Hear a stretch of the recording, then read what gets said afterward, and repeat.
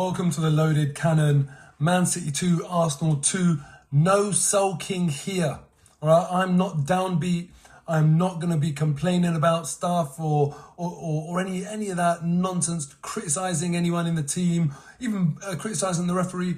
After a week of 3 away fixtures, Tottenham, opener in the Champions League against Atalanta, and Man City away. Are you kidding me?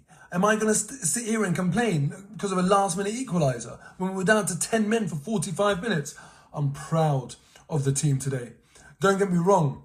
I didn't enjoy it. I did not enjoy what I saw. It was awful. You know, if I had to watch that every week, I'd be asking for the manager to be kicked out of the club. But you look at the context. You look at how fatigued we were. You look at the fact that we had 66 hours between kickoff against Atlanta and kickoff against Man City. Are you kidding me?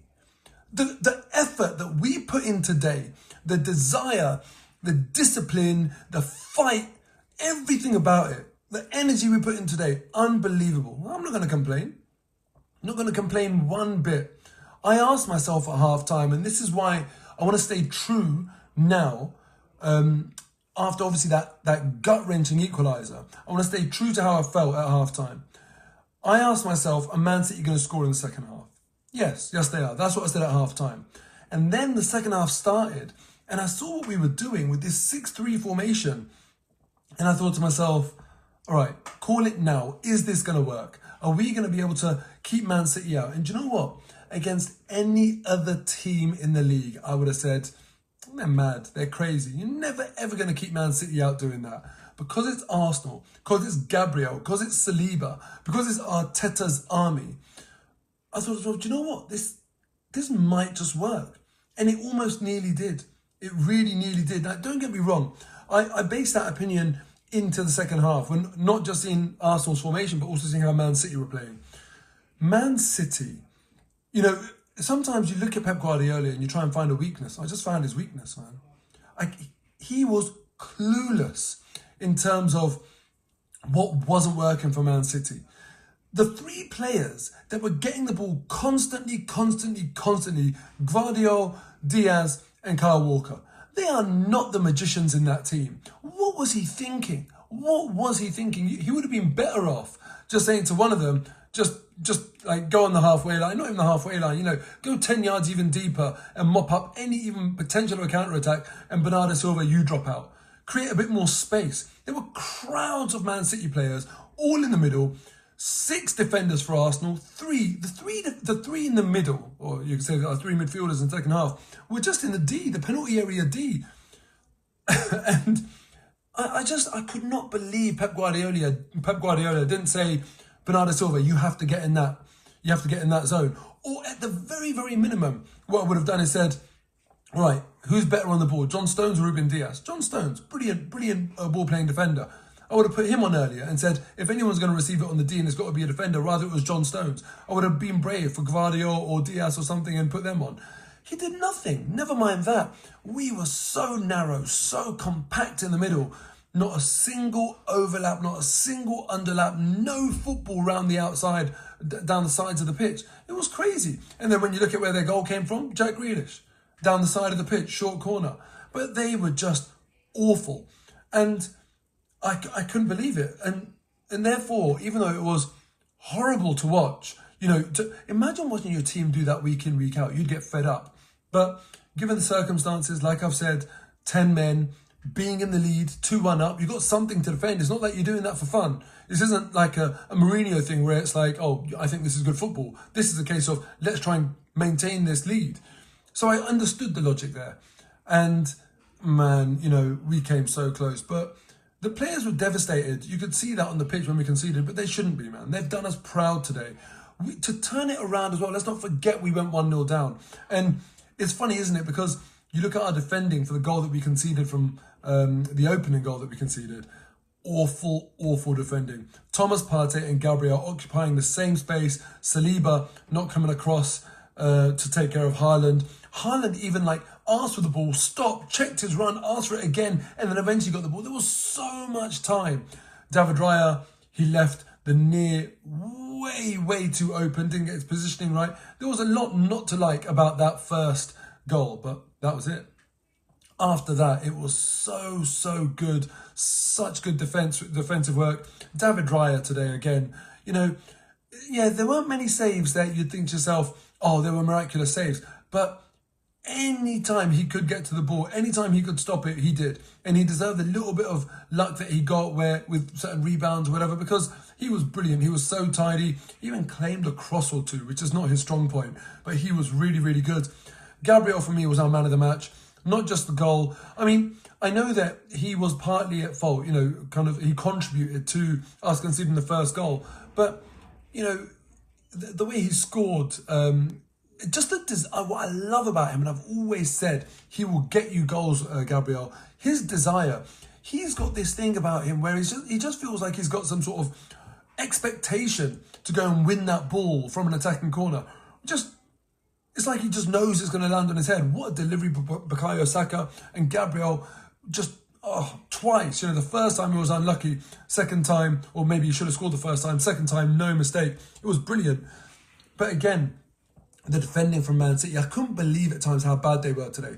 The defending, first time they had Doku on Gabriel. Gabriel was just going to show the whole league what he can do against Tottenham not too long ago. 1 week later, they're putting Doku on Gabriel. Doku, hopeless, couldn't defend him. Then they've changed it up, put Kyle Walker on Gabriel. And Kyle Walker, go and watch the replay. You know what Gabriel's going to do. He's just done it. He did it last week. He's done it in the same game. He's going to go back around you to the back post. Kyle Walker's body shape, he goes forward.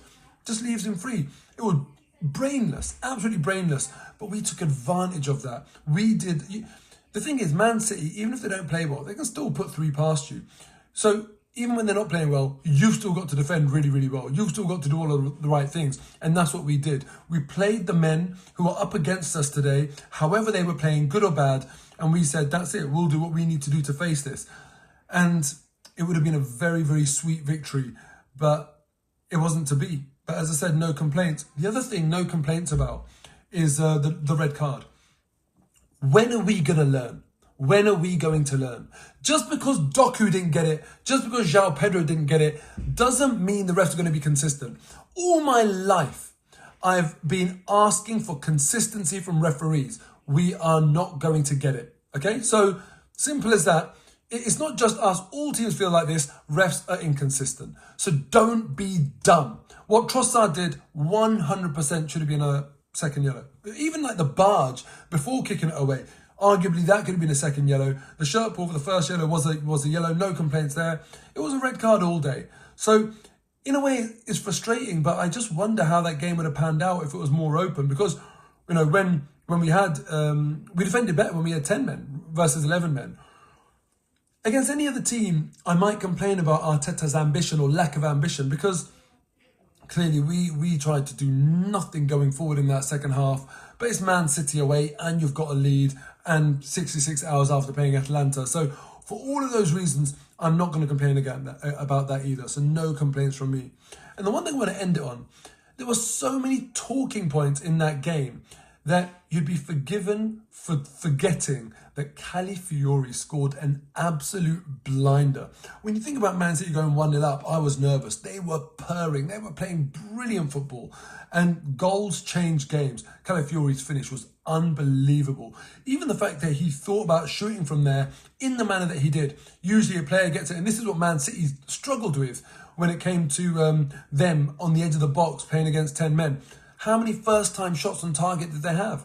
Every single time they got a pass across the box, they wanted to touch it, shift it, and then bang. But typically, you'd expect someone in Calafiori's position to try and go on the outside, curl it around the keeper. He curled it on the inside. But what a finish it was. And he knew he was off celebrating already.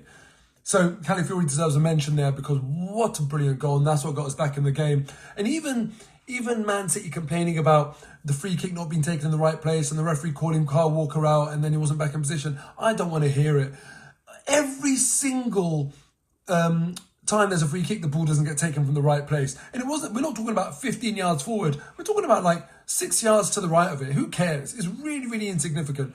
And then Kyle Walker, he actually just about got back into position. He was even able to face up Martinelli once you know, that ball got played.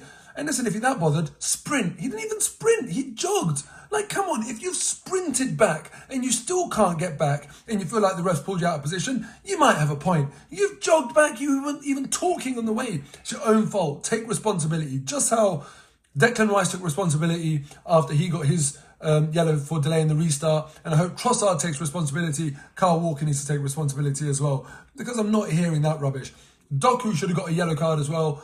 Twice now this season, in the same game, we've had a player get not just a yellow, but a second yellow for a delayed restart. And it hasn't happened in the same games with João Pedro and Doku. It's annoying as hell, but we've got to learn our lesson.